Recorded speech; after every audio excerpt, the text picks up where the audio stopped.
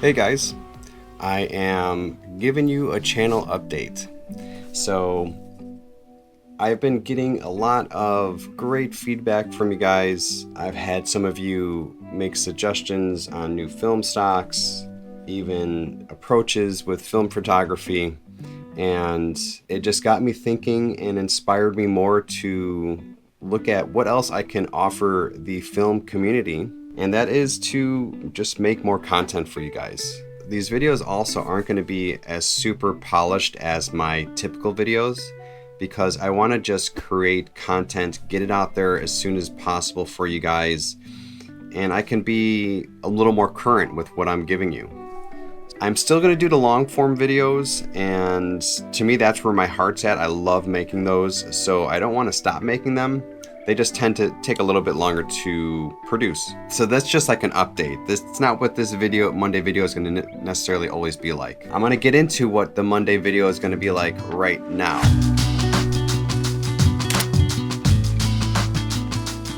Some things that are interesting in the market today, or not in the market today, but will be soon. As you've seen, Pentax came out with their half frame camera. Super excited to see that out in the market now, but I will say that half frame is not for me. Maybe it's for you. I think that there is a market for it. I kind of wish they went right to 35 millimeter. There is a video on that they did with B&H talking about the reasoning to do the half frame, and maybe it's just to get more exposures, because a 24 exposure roll of film will give you 48, 36 will give you 72, and that is enticing, I guess, to people that just want to snap, snap, snap, and it's cool. I've played around with the camera a little bit, haven't taken pictures with it, but it does seem very quick, which if you are getting right into film photography, the people that have no experience, film photography can be pretty intimidating. I remember when I first started or got into it, I had my grandfather's old Minolta camera, and I'm like, what the heck does this do? Or how do I use this? And this is going to be the complete opposite. It's just, it's got the autofocus. Yeah, it just has a lot of creature features to it. The other one that's coming out is the Rollei 35. I'm sure that if you are into cameras, you've seen this pop up. It's supposed to be out here in September. The going price they're thinking is going to be between $650 and $800 for this thing. It is being made by the company called Mint, and I believe they redid the SX70. I believe those are the same people. So yeah, $650 to $800 for a 35 millimeter camera. I'm assuming it's going to be very sharp, and there's a lot of Rollei fans out there. I have no experience with it, so I have no idea. What I do like is the fact that there's just going to be another camera out there.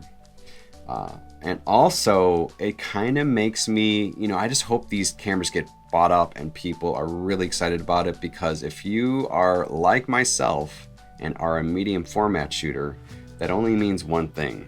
And that is, if these companies are seeing that these cameras are being purchased, they're going to go to medium format. I think it's just inevitable, especially with just the resurgence in the analog community. People are going to want a medium format camera. And it would be really cool to see Fuji come out with one. I mean, the GW 680, 670, 680, 690, those are very popular cameras. I think a lot of people would like to go to a Mamiya 7, but they're very expensive. So what do?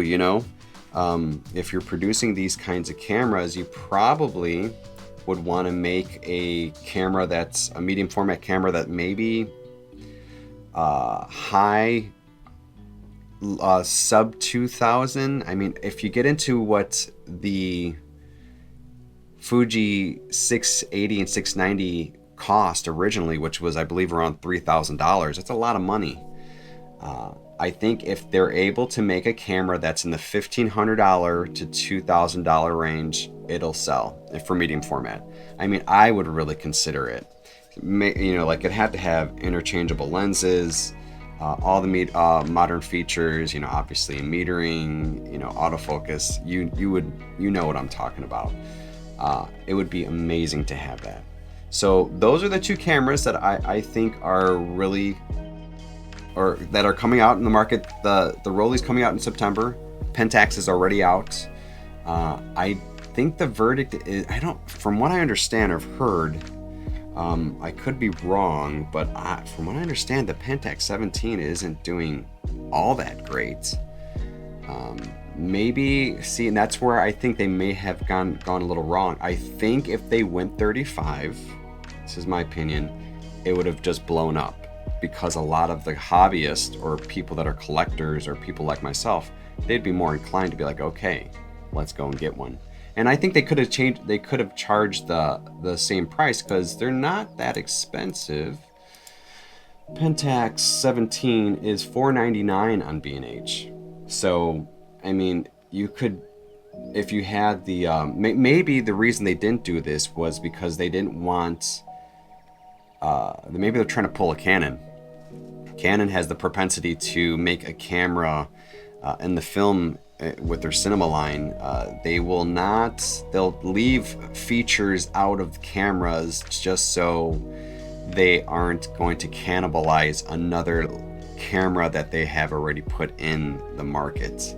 So one camera may only have a certain bit rate versus another camera, and this one won't have it or this one will.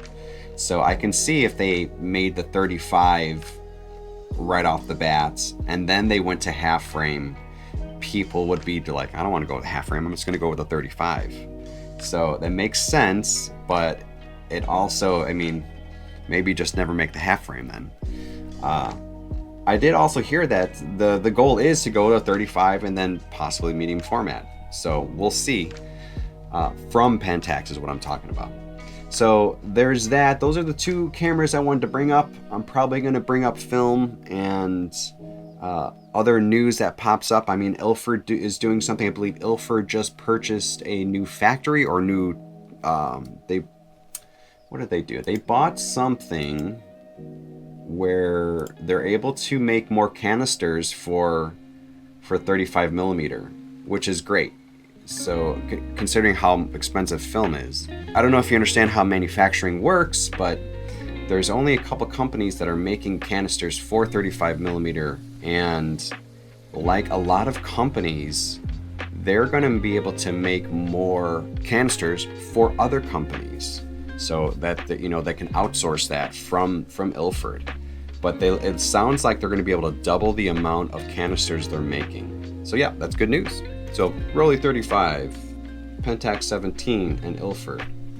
I want to do something else too. As an artist, I don't know about you, but sometimes it's really hard for me to stay inspired and to find what I should be doing next. I'm not going to say that's always, but I do run into ruts. And I find that what helps me the most is to be inspired by others.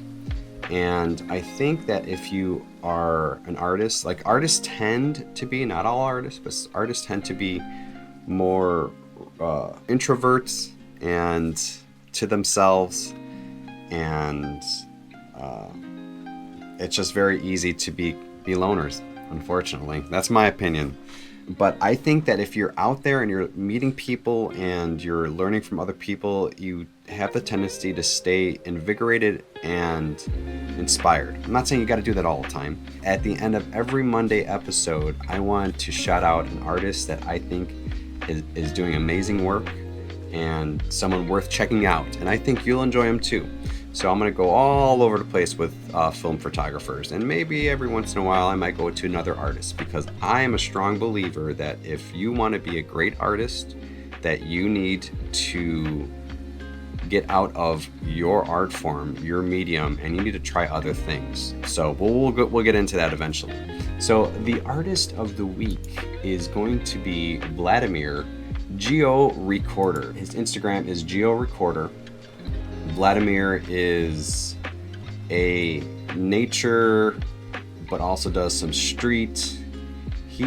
his work is absolutely stunning. I love it. He does some great long exposure work, and the way he I found him because I was doing research on Ektar, and I saw that he shoots a lot of Ektar, and his work is just beautiful. I highly recommend checking him out. Reach out to him, say hi, say Andy sent you. All right, guys, I will see you again next Monday with the news and more. And I don't know what we got to name this. We got to figure out a name. Maybe you can help me figure out a name. What should we call this segment? It's got to be simple, but all right, guys, take care.